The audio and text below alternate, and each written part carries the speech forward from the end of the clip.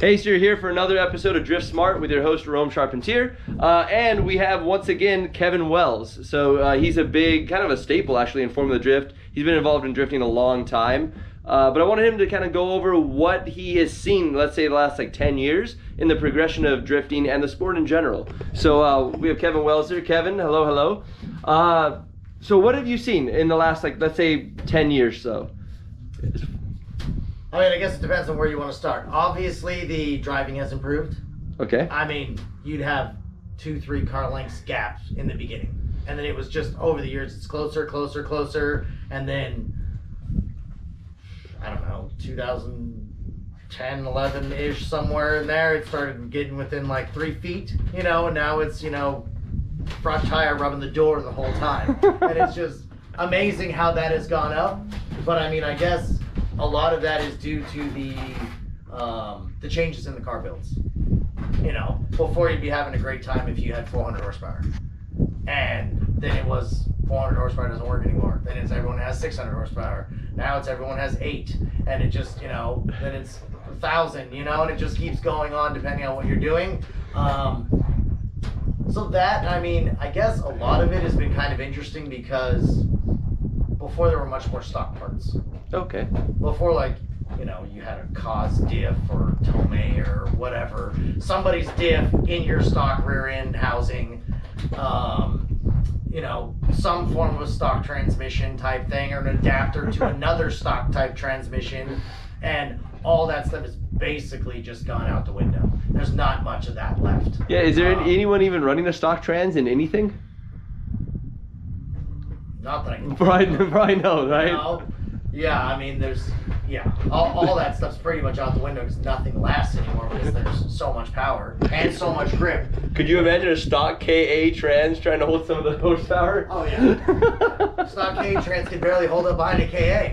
I know, that's what I mean. Then you put a Z tranny behind it, behind your SR, so at least that holds up, but that wouldn't work anymore either. No. And I guess that's the other progression too, is almost all of those old motors are gone. Yeah. The only things that are still left that used to be ran back in the day would be a 2J. Okay, yes. Very few of those then. Yeah. Everybody used to have, tons and tons of SRs, a few RBs here and there, but, they blew up on their own. So it was just one of those things, it just kind of faded away, but the V8's easier. Well, and, Daigo kind of messed up the 2J game for us, right, when he showed up? Yeah, pretty much. Yeah, that. Well, he kind of re-inspired the 2J game. Got it. Because almost all of the 2Js were gone before he came back, or before he came. I think there was maybe 4 or something. Almost everything else had gone V8. Got it. And then it was well, he can do it in a 2J. I want to do it in a 2J. And they started coming back. Then you had almost 50-50 between 2J and, V8. Obviously there's always a random V10 in there or something ridiculous. But, it definitely revived the 2J game, So we'll just see how long that lasts. And, because they're going to run out at some point.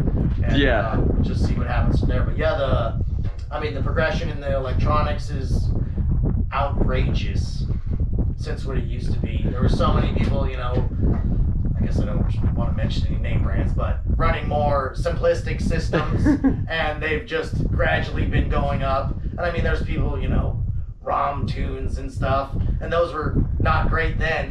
They're not going to work now. Obviously in the V8 stuff, I guess with HP tuners and stuff, it's different. They're a lot more advanced than they used to be, but thinking old Nissan stuff with the ROM tunes, that doesn't. Or the piggyback systems and all that stuff.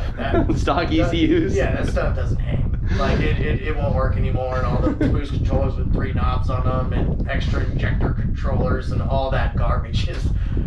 And the Fast and the Furious dashes with all the gauges all the way around the whole dash. Look at the space shuttle you're flying. Yep. And then you got the nice wiring behind it. That's yes. insanity, Imagine pulling an old 90s dash with all the gauges behind under a 5-minute call. Imagine making that one happen. Yeah, you don't. You have one wire loose, all your gauges gone. Yeah, it's fine. but it's fine at that point. You're just don't worry about it. Just go. Just keep driving. It doesn't matter. The motor's gonna go anyway, so just send it and see what happens. But almost all that stuff it's just progressed as I guess as more as the team members have come from other series and other sports. Okay. It seems like that has made a big difference. It's experience coming from in other. So like other professionals areas. Right. coming into the sports. Right. Okay, that makes sense. Yeah, because in the paddocks now you see like professional rigs. I mean, semi trucks, toters. I mean, it looks like mini NASCAR out there. Right, and you know they're hiring basically workers that either did do that stuff or still do something like that, so they have a little bit of background with it. They're not going to sit there and be like, "Oh, cool, you have 8 odometer gauges with 50 wires running out of the back." That it. They're like, no, we don't do that anymore. That all stopped. You know what I mean? Like, so a lot of that stuff I think has contributed to the. I don't want to say professionalism of the builds, but That makes sense. The Right. simplicity of it, actually. Right. Because it seems like the more professional they get, the more simplistic the systems become. They're not like, I mean, like a stock, let's say 240 harness or BMW interior harness has, I don't know, a 180 pin connector butted up with a 200 pin connector. So you have a million wires inside of it, and now I think I have 4 wires that run to the rear and 3 that run to the front. Right. You know, it's kind of like the, you know, like the in-between step of like the painless kit type thing. You put in the painless kit thing and you go from, you know, hundreds of wires to like 8. Yes. Everything still works. Yes. It's all a bunch of crap you don't need. Well, I mean, he says you don't need, but you lost like your heated seats, your heated mirrors, You know, the seatbelt latch lights. Yep, all the you know, latch your lights. Dome light, you know, all the stuff you don't need. the door lights.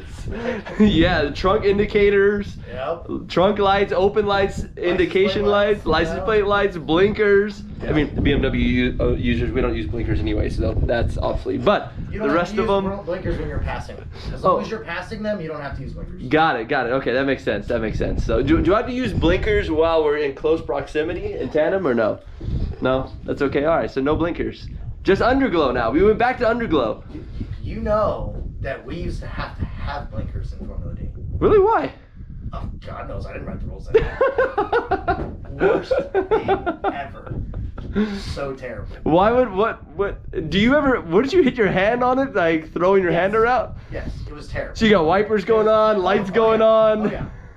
Yep, because a lot of the time the blinkers we'd hook them to the factory stock. Yeah, you of know? course. So yeah, you throw it in at the back of Irwindale and the lights blink in, then you transition back through, it's the other direction, just stupid, wiring was a mess, just a disaster. Couldn't have a clean column because it's like sweet steering wheel, spacer, plastic junk with the stock sticking off, and then just a mess. So at least that stuff went away.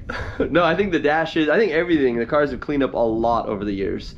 Yep. I mean, I remember looking at a pro car like 10 years ago and being like, this looks like I built it in my garage with the rest of the cars. Yep. It looks like I pulled some carpet out and sent it. Yep. So now they're, proper cages, proper safety equipment. I mean, I remember the first time I saw a fire suppression system, I'm like, is that nitrous? Because I didn't really know what the stuff was.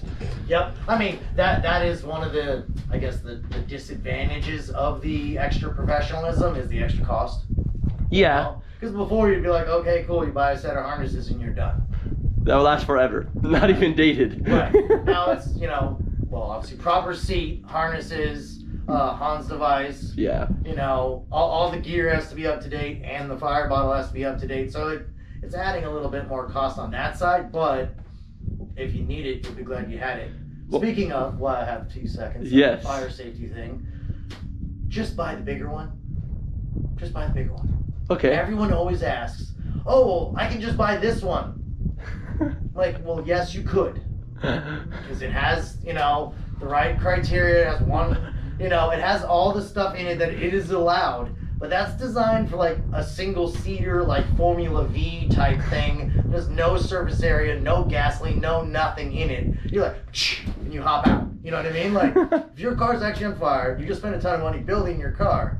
Having a 10-pound bottle versus a 5-pound bottle is probably worth it. I think they're only like $70 more or $80 more anyways. Almost all of them are super close. Yeah. Because the more expensive ones are lighter a lot of the time. Yeah, so it doesn't really matter. Right. And if it's on fire, wouldn't you rather have more than less? I think I would want fire to go out. Yes. Right. It just seems like you're kind of protecting your investment. You know, you want $5 worth of insurance, or do you want to pay for the whole thing? I'd rather just pay for the whole thing. You know. And yes, it is the truth. I flipped the truck and trailer, and why I'm saying this is I did not have full coverage, so it's a total loss. So yes, spend more money on insurance like fire suppression systems that actually work, so you don't have to worry about it. And what's the fire suppression system that you recommend? The one that has none of that like 5-day cleanup stuff in it. Basically like Coldfire or AFFF. Got It's it. basically it's almost like a water-based kind of solution. Okay. That basically makes like a foam.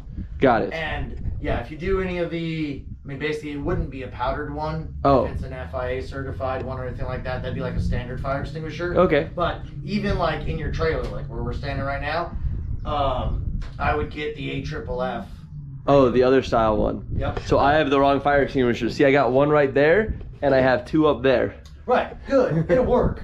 Yeah, But- one in the back and one in the front next to fuel. But you're gonna make a big ass mess of it. Oh yes, it's gonna be a nightmare. You're gonna save money one time and wish that you didn't save Yeah. that money. That's Yeah. like flying Spirit. Sorry. Right. See, the other one, you the silver one, you just hit everything down, and basically you just clean your trailer at the same time. You Nice. just hose it out, and you're done. Okay, so we're gonna upgrade to that for sure. Yeah. And So- those are refillable yourself. Oh, see, look, I didn't know that. That saves even more money in the long run. So I like that money saving. Just buy the liquid, Pour chuck it it in. in, add some water in. You just use standard air compressor and fill it up. Just follow the air pressure. Got it. That's it. So Awesome. We got a little off topic, but I do like this info. This definitely helps us out.